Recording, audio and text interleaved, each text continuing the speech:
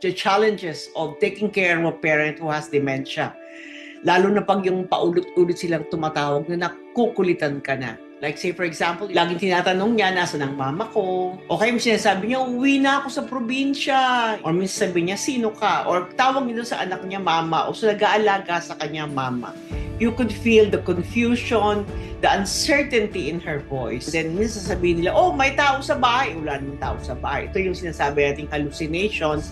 So, why they keep calling mama? Bakit kapag kunwari nasa advanced stage ng dementia na siya, hinahanap ang nanay? Yung tawag silang tawag, it's not actually attention seeking. That's pure neurology. Here's what's happening inside their brain, no? Let's look at the memory loss backward. What happens is they lose their recent memories first. So when they lose their recent memory first, so ang pakiramdam nila unsafe or confused. So the brain goes back doon sa strongest emotional factor. It's looking for something stable. Yun ang emotional anchor, your mother.